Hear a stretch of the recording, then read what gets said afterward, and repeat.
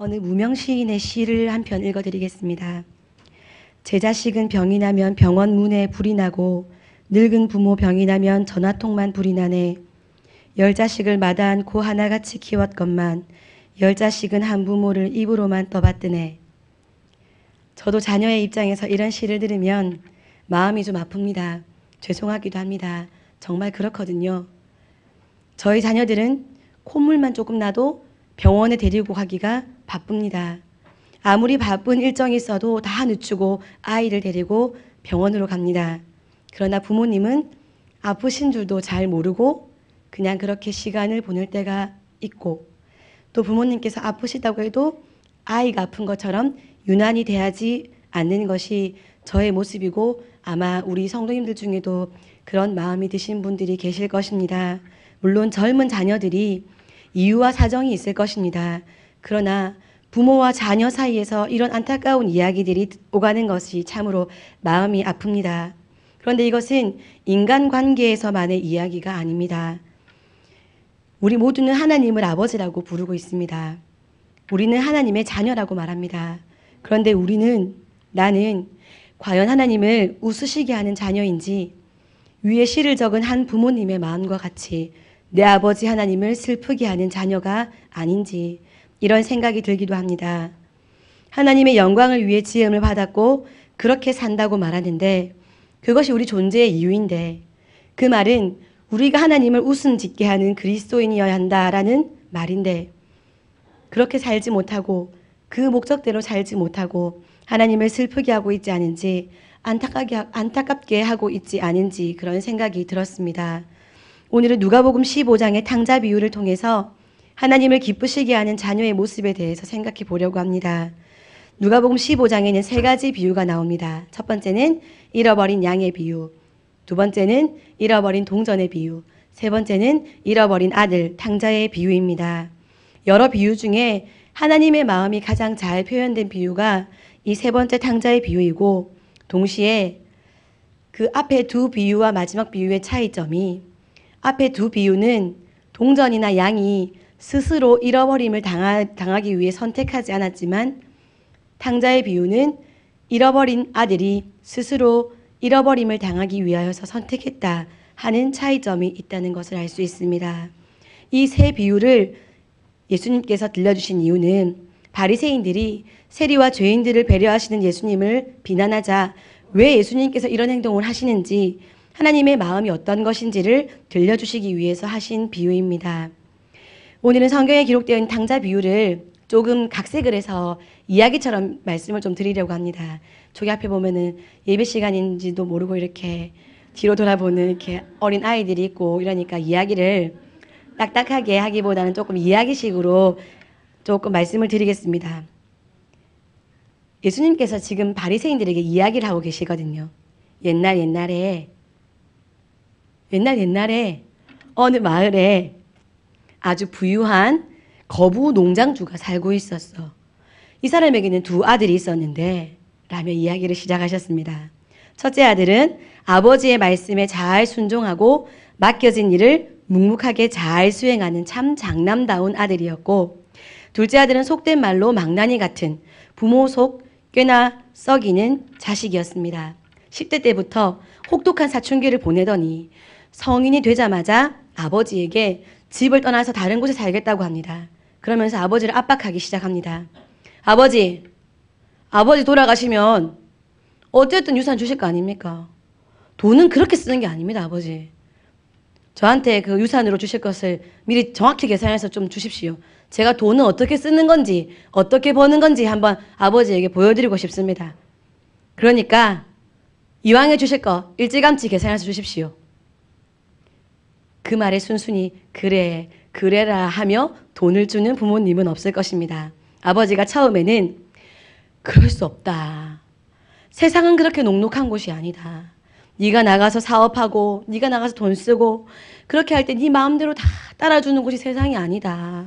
세상은 엄청나게 두려운 곳이다. 그러니 그런 허망한 생각은 접고 아버지 곁에서 편히 살면서 배워야 될 것을 배우면서 그렇게 있어라. 내가 다 알아서 챙겨줄 거고 물려줄 거니까 그런 거 신경 쓰지 말고 그냥 아버지 곁에서 편히 살아라. 이런 식으로 아버지께서 말씀하셨을 것입니다. 말리고 또 말렸지만 이 망나니 같은 아들이 아버지에게 이제는 더 강력하게 압박하기 시작했습니다. 성품이 소극적인 아들이었다면 밥을 먹지 않거나 아버지와 대화를 하지 않거나 그 정도였을 것이고, 성품이 적극적인 아이였다면 뉴스에 나오는 이야기처럼 아버지를 밀치기도 하고 고함고함 지르기도 하고, 이렇게 아버지와 아들 사이가 점점 불편해지면서 집의 분위기도 싸하고 웃음이 떠나가고 너무 힘들고 딱딱해지고 집안 식구들도 살 수가 없습니다. 아버지는 이렇게 해서는 안 되겠다고 생각을 정리했습니다. 차라리 아들이 경험을 하고 다시 돌아오더라도 경험하게 하는 게 정답이겠다, 이렇게 생각을 하고 결정을 했습니다. 유산을 아들의 손에 쥐어줍니다.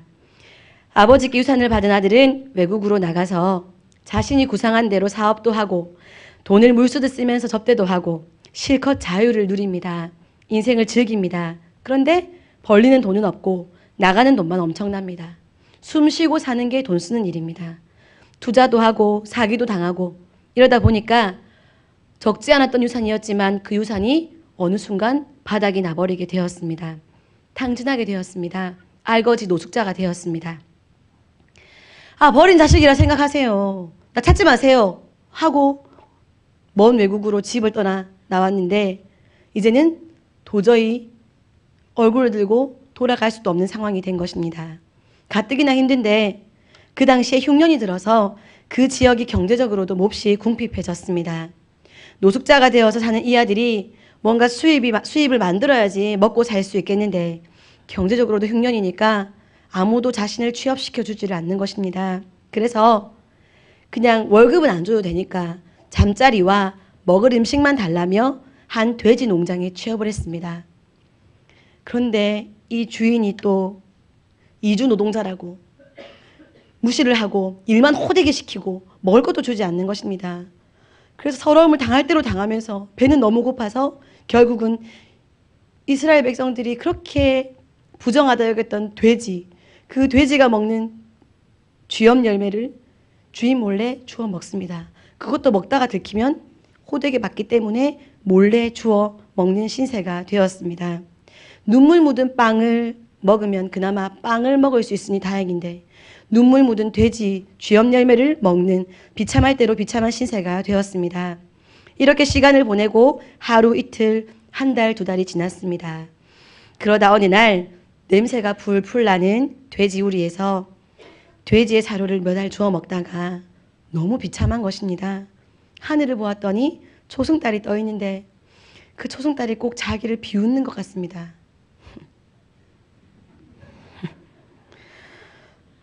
지난날이 주마등처럼 지나갑니다. 하늘을 보고 있었더니 지난날이 기억이 납니다. 아버지 곁에 있었을 때 진짜 편했는데, 따뜻했었는데, 풍요로웠는데, 진짜 배부르게 먹으며 살 수 있었는데, 아버지는 내가 아버지 말씀 안 들어도 진짜 많이 이해해 주셨구나. 진짜 많이 기다려 주셨구나. 큰 소리 한 번 안 내셨는데 우리 아버지. 아버지 곁에 있던 종들도 배고픈 종들을 내가 찾아볼 수가 없었는데 엄청 배부르게 먹을 거 많이 주면서 일시켰는데, 진짜 이 모지랭이가 그 편한 곳을 놔두고 이렇게 내가 생고생을 돈 주고 사서 내가 이 생고생을 하고 있다니. 으이구, 진짜 친구들이랍시고 같이 술 마시고 놀던 그 자식들은 지금 내 돈만 좋아가지고 내 곁에 붙어가지고 나쁜 놈들. 이 나한테 사기친 그 자식은 진짜 내가 찾으면 진짜 이가 갈린다, 이가 갈려. 술 마시고 먹고 싶은 거 다 먹고 좋은 옷 입어봤자 아버지 집에 있을 때보다 안 행복했네. 아유, 한심한 신세야. 내가 미쳤지. 그러나 한 행동이 있고 뱉어놓은 말이 있어서 도저히 아버지께는 돌아갈 수가 없습니다. 사람의 낯을 가지고는 돌아갈 수가 없어서 사람이 아니라 사물인 종의 신분으로는 돌아갈 수 있지 않겠나 하는 생각이 들었습니다. 그래서 아버지에게 종으로 받아달라고 하면 사람은 아니니까 돌아갈 수 있겠다 하는 생각으로 아버지의 집으로 돌아가기로 결정합니다. 그리고 아버지께 돌아간 당자는 다시 종이 아니라 아들의 신분을 가지고 이제는 과거와 다른 제2의 인생을 살게 되었다. 이것이 탕자의 비유입니다.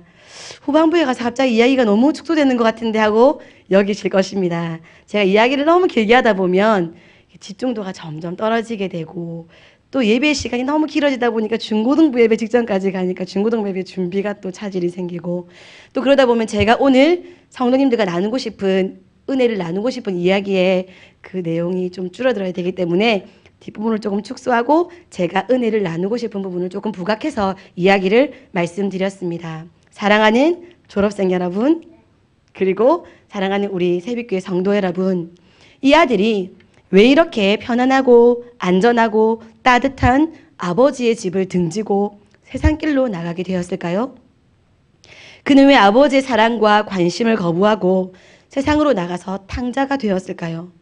15장 13절에서는 허랑방탕하여 그 재산을 낭비하더니라고 말씀합니다. 명품을 걸치고 비싼 음식을 먹고 술과 친구들로 시간도 돈도 허비했습니다. 왜 그랬을까요? 이 아들이 아버지의 사랑과 아버지의 돌봄으로 만족하지 못했기 때문입니다. 지금 내가 있는 자리가 만족스럽다면 다른 것을 욕심내지 않습니다. 내가 살고 있는 이 자리가 만족스럽지 않기 때문에 만족스러울 다른 것이 어디 있을까 하고 두리번거리게 되는 것입니다. 아무리 부족한 부모님이라도 이 부모님이 내게 가장 소중하다고 생각하며 살면 부모님을 절대로 떠나지 않습니다. 배우자도 마찬가지입니다. 이 배우자가 성격이 좀 그렇고 내 배우자가 좀 수입이 좀 그래도 이 배우자가 나에게 제일 소중한 사람이라면 다른 데 눈을 돌리지 않습니다. 배우자가 돈을 아무리 많이 벌어주고 매너 있고 훌륭한 외모와 인품을 가지고 있어도 내가 만족하지 못하면 눈을 돌리는 것입니다. 이 아들은 지금 아버지가 주는 사랑, 아버지가 주는 행복이 만족스럽지 않습니다. 여기서 만족을 못하니까 다른 곳에서 세상에서 만족을 누리려고 합니다. 다른 사람들의 사랑과 관심, 칭찬, 인정이 받고 싶습니다. 아버지의 사랑의 품보다 남들의 이목, 다른 사람의 평가가 더 중요한 것입니다. 오, 너 돈 많네. 오, 니 진짜 대단하네. 다들 니하고 친구하고 싶어서 난리 났다. 이런 말이 듣고 싶은 것입니다. 그래서 그 길을 선택하느라 아버지와의 인연을 끊어버린 것입니다. 이곳에서 벗어나기만 하면, 아버지의 다스림에서 벗어나기만 하면 자신이 세상으로부터, 사람들로부터 인정받고 칭찬듣고 사랑받을 것으로 여겼습니다. 성공한 인생이 될 것으로 여겼습니다. 이 아들이 지은 가장 큰 죄는 아버지께 받는 것이 엄청나게 많음에도 불구하고 아버지로 만족하지 못한 것입니다. 더 나아가서 아버지를 나를 존재하게 해주신, 나를 이 땅에 태어나게 해주신 나의 아버지이다 라고 인정하지 않은 것입니다. 아버지에게 유산을 달라고 하는 것은 엄청나게 큰 죄입니다. 유산이라는 것은 부모님이 돌아가시면 받는 것이 유산입니다. 그런데 돌아가시지도 않은 아버지에게 유산을 달라는 것은 아버지가 지금 이후로 나에게는 필요 없다는, 나에게 아무 의미가 없다는 말이기 때문에 너무 큰 죄입니다. 나에게 필요한 건 아버지의 돈밖에 없다라는 말이니 너무 심하지요. 마찬가지입니다. 사람이 짓는 가장 큰 죄도 하나님을 하나님으로 인정하지 않는 것입니다. 그래서 하나님으로 만족하지 못하고 다른 것을 찾아 헤매는 것이 사람이 짓는 가장 큰 죄입니다.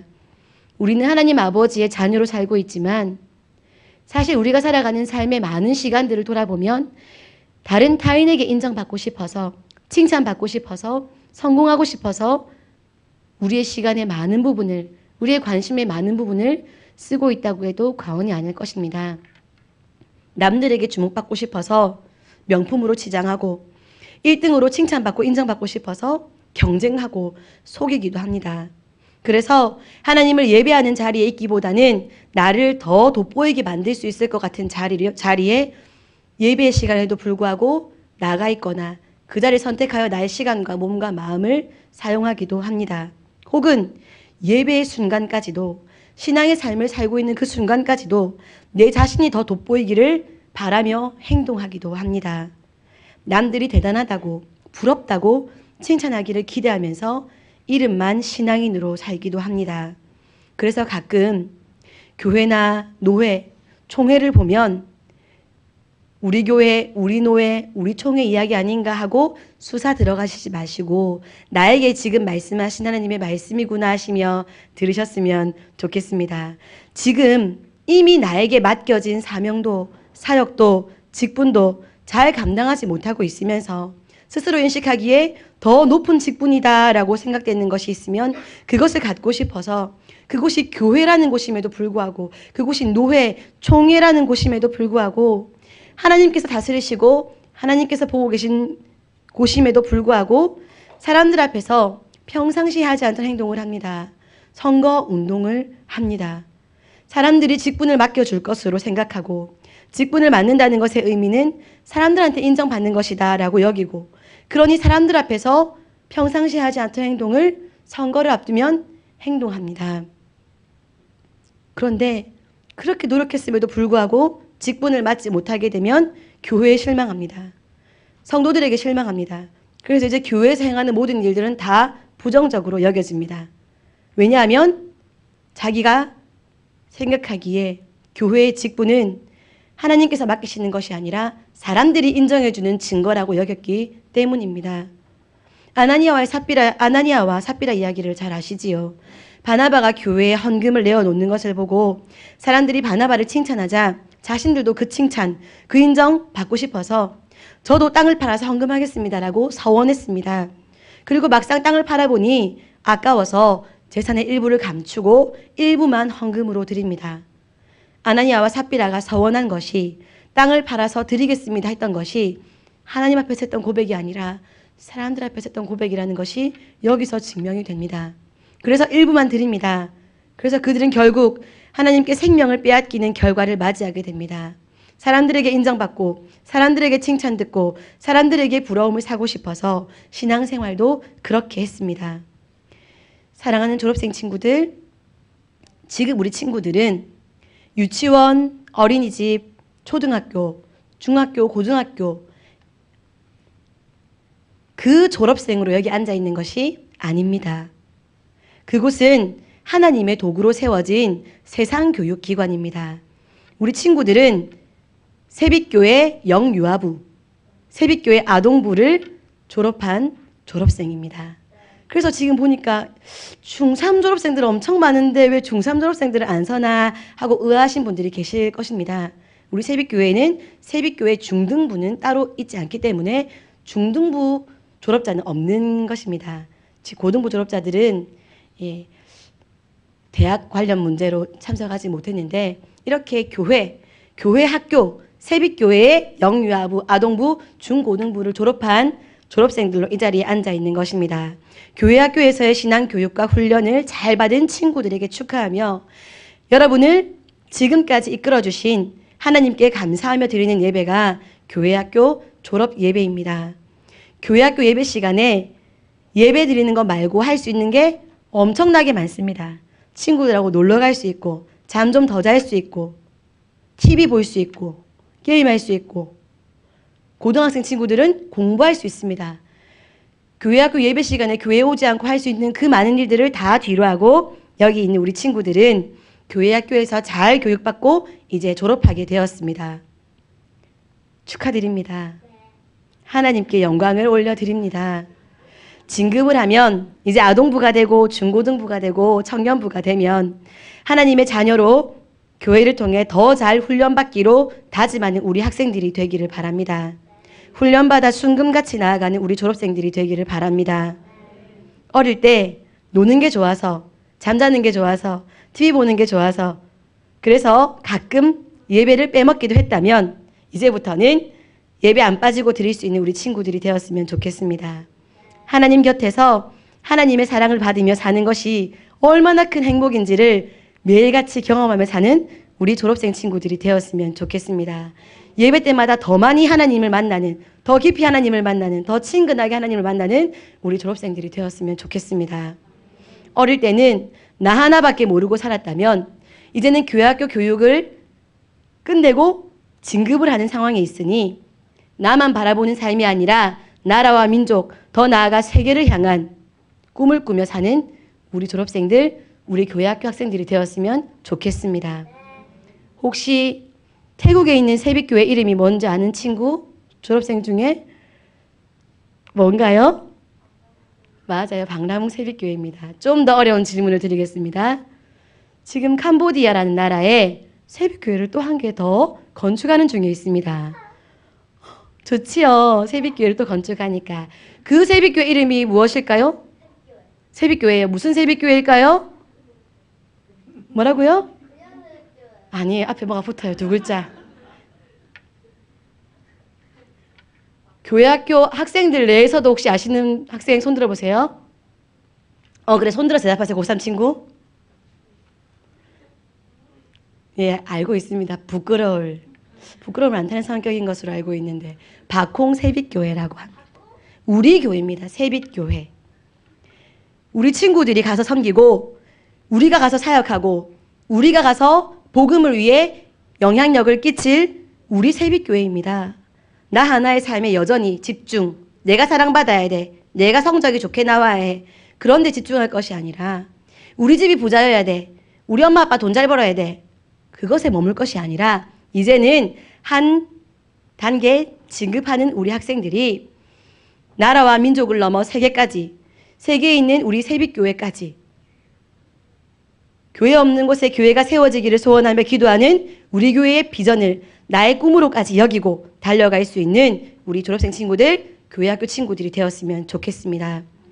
세상을 향해 두리번거리고 세상에서 인정받고자 몸부림치는, 내가 몸부림친다고 얻지 못할 것을 얻기 위해서 꿈꾸며 목숨 걸고 달려가는 우리 친구들이 아니라 모든 것을 그의 뜻대로 이끄시는, 모든 것을 주실 수 있는 오직 한 분 하나님 안에서 하나님 나라를 꿈꾸며 살아가는 우리 졸업생들, 우리 세빛교회 성도님들 되시기를 소원합니다.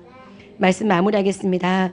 오늘 본문에 등장한 이 둘째 아들이 만약에 아버지의 사랑, 아버지의 돌봄, 아버지의 관심, 이 풍요함이 만족스러웠다면 세상으로 가지 않았을 것입니다. 이것에 만족하지 않았기 때문에 문제가 시작된 것입니다. 우리의 문제의 시작도 바로 이것입니다. 하나님 한 분으로 만족하지 않는 것입니다. 사실은 하나님 한 분이면 우리가 충분히 만족할 수 있습니다. 왜냐하면 그 이상이 없기 때문입니다. 목마른 사람에게 필요한 것이 무엇입니까? 생수 한 잔이면 충분합니다. 우리 인생이란 하나님 한 분이면 되는데, 충분한데 그 이상이 없는데 그 하나님 한 분으로 만족하지 못하는 것이 바로 타락한 것이고 죄입니다. 죽음이고 멸망입니다. 새벽교회 성도 여러분, 그리고 너무너무 사랑하는 우리 졸업생 친구들, 하나님 한 분이면 충분합니다. 하나님의 기쁨이 되고 싶어 하는 것이 우리의 꿈이면 우리의 인생에는 실패가 없습니다. 승리만, 감격만, 찬양만 있습니다. 하나님으로 만족하고 하나님을 기쁘시게 하는 그런 꿈을 꾸며 살아가는 우리가 되었으면 좋겠습니다. 기도하겠습니다.